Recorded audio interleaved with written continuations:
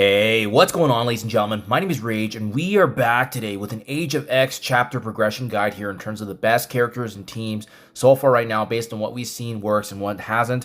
But I also want to point out, guys, where I'm currently situated. And as you know, I'm free to play, and I have actually successfully completed a couple of these chapters now, but we're still working through our way. We're still working through the grind of obviously accumulating and gathering the Gear Tier 20 pieces towards Professor Xavier and then ultimately hitting unlock. But I still suspect it's probably going to be still a couple of months out for me, guys, just because given all these last couple of months we've been able to farm, they still really haven't opened up additional ways to accumulate more Gear Tier 20. I mean, it's really been coming from event participation. If you've been, excelling in the leaderboard events, that's definitely been a nice boost. But otherwise, it's only been the intel store really, and even in the events outside of leaderboards, it's been far and few between. So definitely trucking and taking our time, but it's going to be well worth the wait once we have Xavier joining our arsenal as one of the key characters and one of the best characters right now in the game until the Age of Annihilus does get released here. But in the meantime, guys, just a quick recap for you. For those of you that are unaware of how to progress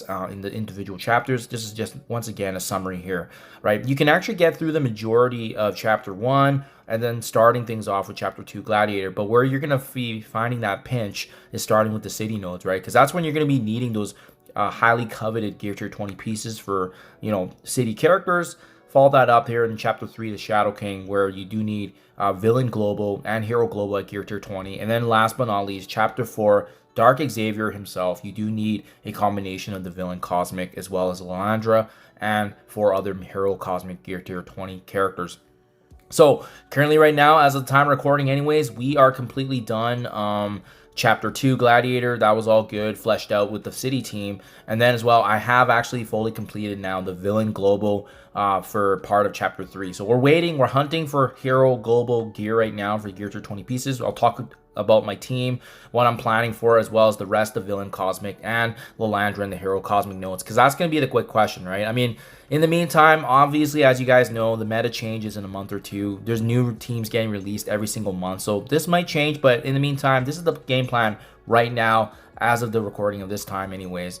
So let's get started, guys. So city section. I brought in the 3 pieces here of my Vigilante team, plus the combined efforts of Night Stalkers and Blade, and as well as Oath. As you can see with the combo mix here, you really want to be cognizant of the traits because as you guys are hunting for gear, as you're hunting for resources, the big question, and when you're progressing through these different teams, is you got to be asking yourself, do you care about speed or do you care about quality of the characters that you're bringing in, right? As you can see, Vigilante is a fully required raid team, and they've had a lot of value, especially with the Nega Zone chapter events that have been released. Same with Blade and Oath also being required raid teams in the Night Stalkers. So I really built value. If you want it to be a little cheaper, you can obviously have the rest of these other characters in the bottom. I would highly recommend not to use any of the Spire Society characters. Reason being is because this city section is stealth buffed in the sense that 3 of the Vigilante team members are going to get bonuses for the full team. So they operate as if they're a 5-member team when you have 3 of them. You can make a couple of adjustments though. I mean, if you want to bring in characters like Elektra, as well as obviously Punisher, both being also part of Vigilante, you can definitely do that. But I would recommend against Elektra just because, as you can see in the table below, she requires additional resources for the Gear Tier 20 pieces, right? So that's where maybe Punisher could have been a cheaper option for myself. But yeah, I opted for the newest 3 members because I think they would have the longest staying value, as well as both Blade and Oath being the best members of Night Stalkers. And having said that, when I brought them in, it was an easy auto. So the one thing about these nodes and about the Age of X progression is that this is nothing like Dark Dimension. This is nothing like the Scourges where the progress is essentially saved, right? You're going to be restarting with full energy every single time when you do these nodes. So it's actually a lot easier. It's a lot simpler than the Dark Dimension. So it's really in entirety, the Age of X is really a gear check and making sure that you hunt for the Gear Tier 20 pieces, upgrade the respective characters for those traits, and then that way you can actually get through the nodes. Now, I also want to point this out as we progress in the best characters and teams that I recommend here. You'll also notice that we need to be mindful of the gear traits, right? So you can see here with Vigilante, That's 3 skill members, and then Night Stalker's 2 Mystic.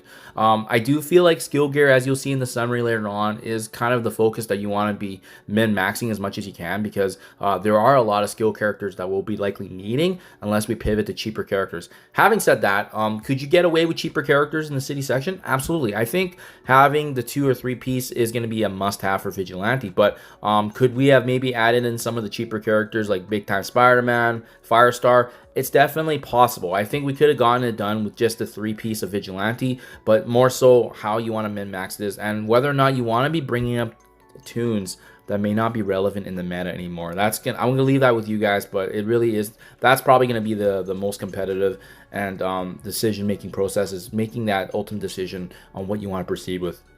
So I just wrapped up the Villain Global, and that's what prompted this video here. And I know I'm going to get a little bit of flack for some of the character selections here because I actually made a mistake, and that's why I want to highlight this for your guys' review as well. So my team overall was Zombie Jugs, Apocalypse, and then 3 pieces of the Orcus team. And again, I don't need to say too much about Orcus. We need them in raids every day. They're going to be providing value in all game modes, at least until their tech team is replaced. They're just a solid all-rounder team.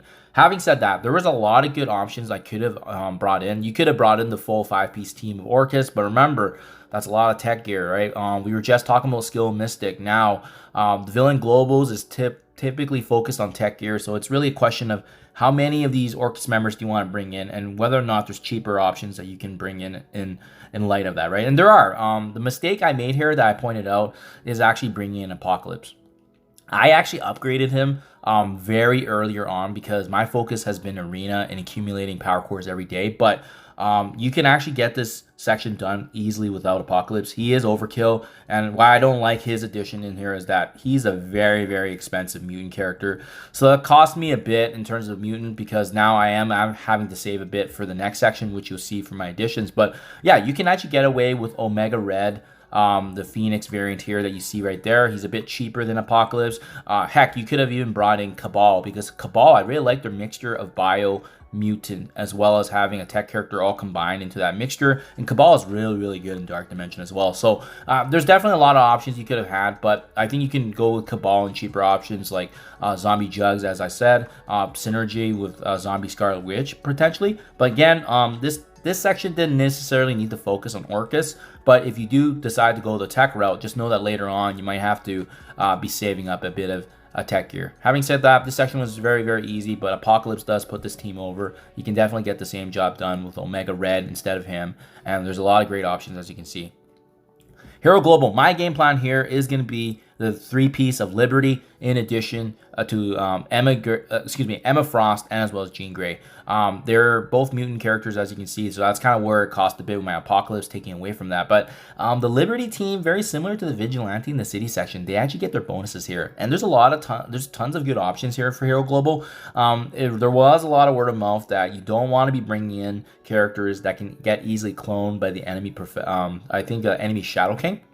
And when that happens, characters like Old Man Logan is actually very, very, suffocating on these nodes, because he can actually wipe out your team if he's on the opposing side. So that's what you got to watch out for, and that's why having a balance with Liberty is really nice. You can actually even bring in a 4-piece Liberty if you want. Captain Sam's also here, but that's, again, he's part of skill gear, and Peggy Carter already has skill gear. But I do like Hero Global because out of the ones we've seen anyways, they seem to have a good diversity of traits here, and just something to be mindful of. There's some cheaper options that you can also be mindful of as well. I've seen folks bringing in, a combination of Hank Pym with Captain Britain, but again, just be mindful of the fact that I've heard that with Hero Global, it is definitely one of the hardest sections. I haven't experienced it myself yet, but that's why you want to be very careful in who you bring in, because when the enemy can copy that, that may actually be more worse, and as well as not as advantageous for yourself if you're going through this. But a lot of success with Liberty, so that's why I'm planning to bring them up. In addition, we know Jean Grey has value already in the raids, and as well Emma Frost obviously being part of the Astral team for Battle World. Villain Cosmic, this is probably going to be one of the most straightforward ones, and to be honest, this is my game plan right now because I am focused on the meta. So it goes without saying, having the 3-piece here of Annihilators, plus Shadow King, and as well as Null, it's going to be a walk in the park. Characters like Skrull and Mephisto, although they would probably be some of the better options here, just because of their staying value, them being mythic. Just look at how expensive they are, right? It's just going to take away from your speed and wanting to balance quality with time.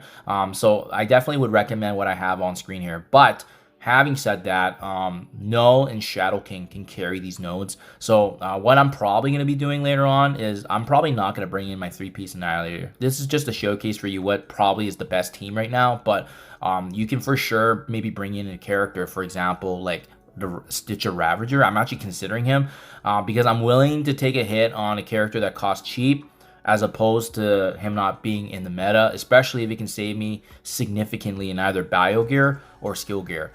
Because like I said, I believe with Null and Shadow King, they can probably carry these nodes. So with that, this is probably a section that you can save a little bit of resources if you're okay with building up a character that's not relevant, such as Ravager Stitcher. But yeah, I just wanted to showcase for you here, this is the best team right now. And you can see it's a pretty good mixture here.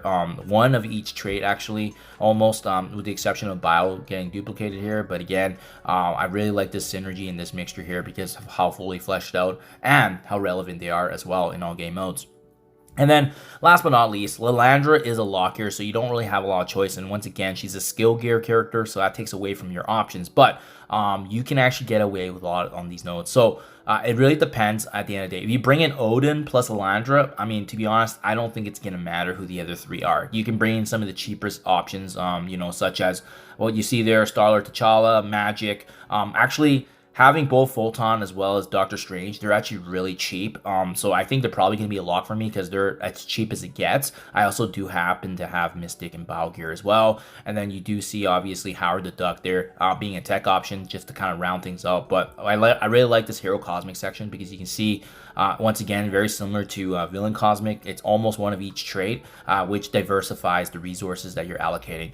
Having said that, guys, like I said, I don't feel like Odin is a must-have in this section because if maybe you bring up a character like Quasar, he's going to be doing really well already too, in addition with Lilandra. So I think this is not going to be as difficult as obviously the Global Hero section, but having said that, this is the one where we probably have a little bit more wiggle room because this is the last and final section, which means we can make decisions along the way. And you have the most time essentially for this last section, especially with it being in the very final end, right before Xavier himself. But yeah, this right here is a classic team and it balances out a good use of characters that are relevant.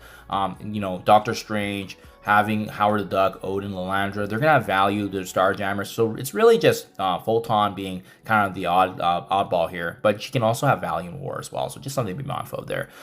Summary, guys. So this is a nice little summary that gets provided at the end in your planner for the MSF website. When you go in and go punch through and then select your characters, this is what I would highly recommend you taking a look at because it doesn't tell the full story when you're selecting these characters. You need to get an overview of what's getting allocated where, right? And as you can see, it's quite fully balanced here. Only exception, like I said, skill is a little bit heavier for myself, but otherwise, bio, mutant, mystic, and tech, they're all within that 350-400 range, which is exactly where you want to be when you're balancing out kind of quality versus also speed and how you want to be progressing with certain sections and the traits and resources that you do have. Having said that, guys, just remember, end of the day, everyone has different RNG with the resources that come into the fold here. So you just want to be mindful of what you have currently, what you need to focus on. And again, these are all teams that worked, all the ones that have been successful. So I just wanted to showcase that for you guys. As the months progress here, as I get closer and closer to the completion of these chapters, I'll definitely be making updates. But for now, these are some of the best teams right now to get you through to unlocking Xavier as soon as you can. So I hope this is helpful, guys. Let me know what you think in the comments below. Are you on the track? Are there any teams or recommendations that you personally recommend as well? Feel free to drop that in the comments below. As always, thank you for your time as always, and I'll catch you guys in the next one.